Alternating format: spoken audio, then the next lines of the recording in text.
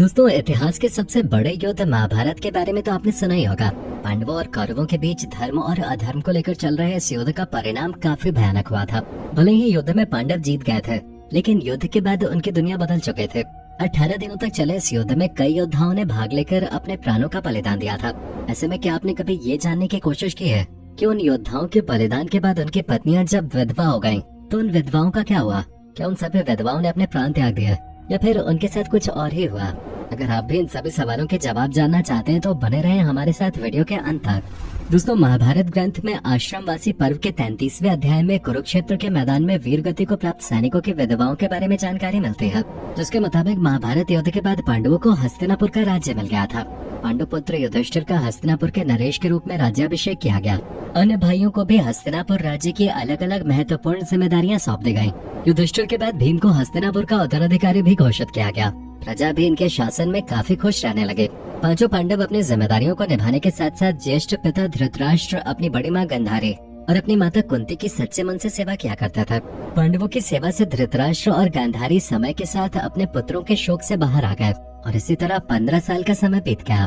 लेकिन एक दिन अचानक धृतराष्ट्र के मन में राजमहल छोड़कर वन में जाने की इच्छा हुई, जिसके बाद उन्होंने युधिष्ठिर के सामने अपनी इच्छा को प्रकट करते हुए कहा कि हे युधिष्ठिर, अब हमारा मन राजमहल में नहीं लगता, इसलिए हम चाहते हैं कि बचा हुआ जीवन वन में बिताएं।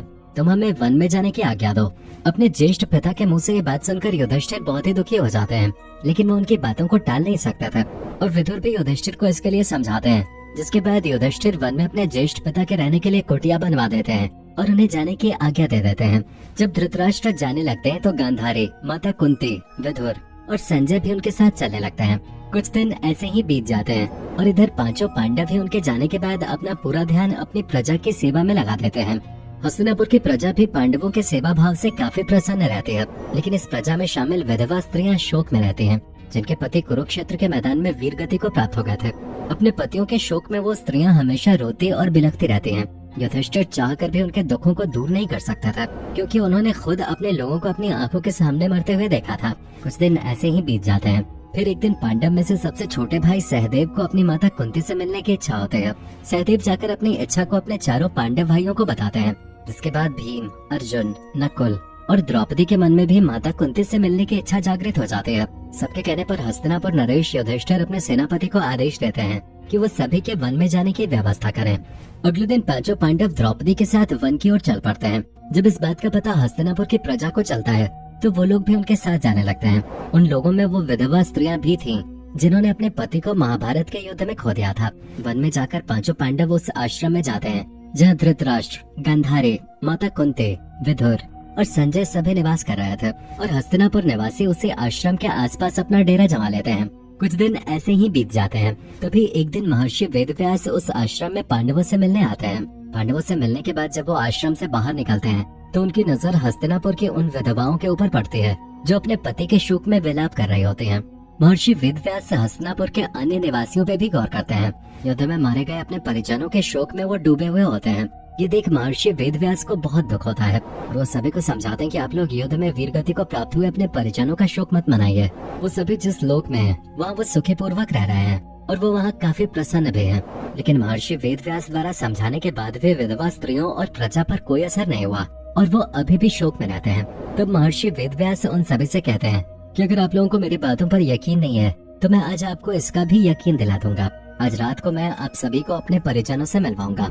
महर्षि के मुंह से ये बात सुनकर पांडव सहित हस्तिनापुर की प्रजा के चेहरे पर एक तेज आ जाता है और वो सभी अपने परिजनों से मिलने के लिए बहुत ही ज्यादा उत्साहित हो जाते हैं। जिस आश्रम में वो रहते थे उस आश्रम के पास गंगा नदी का तट था। जैसा कि महर्षि वेदव्यास ने कहा था, शाम के समय सूर्यास्त होने से पहले सभी लोग गंगा नदी के तट पर अपने परिजनों से मिलने पहुंच जाते हैं।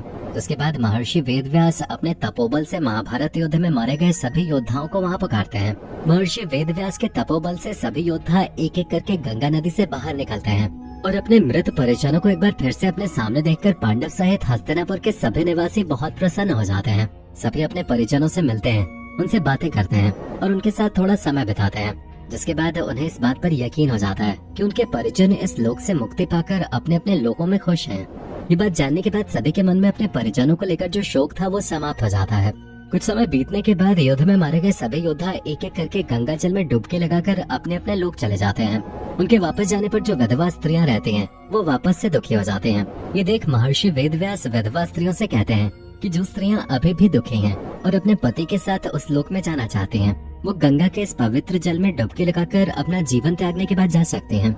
महर्षि के मुंह से ये बात सुनकर सारी विधवा स्त्रियां तुरंत गंगा के जल में डुबकी लगा देती हैं और अपने जीवन का त्याग करके अपने अपने पति के लोक में चली जाती हैं।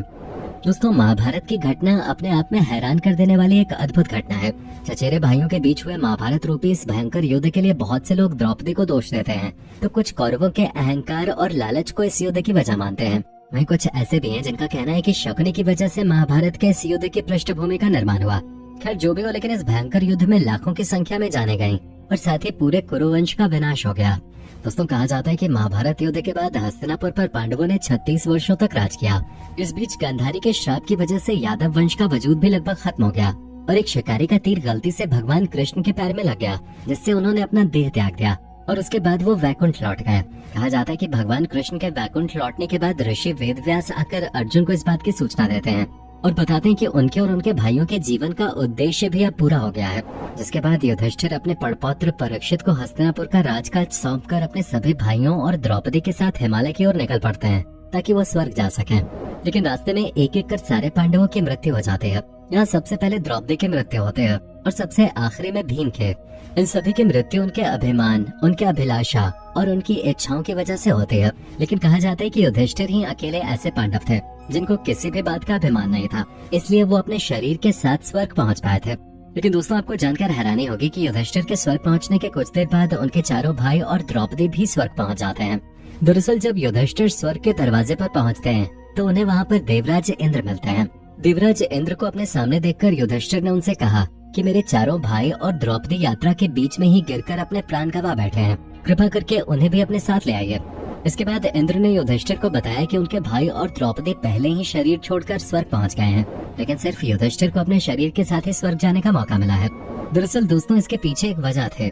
जब महाभारत का युद्ध चल रहा था और द्रोणाचार्य पांडवों और उनकी सेना पर भारी पड़ रहे थे, तब युधिष्ठिर ने उनके बेटे अश्वत्थामा की मौत की झूठी खबर दी थी, जिससे द्रोणाचार्य ने हथियार डाल दिए थे और मौका पाते ही पांडवों की तरफ से लड़ रहे द्रौपदी के भाई धृष्टद्युम्न ने द्रोणाचार्य का वध कर दिया था।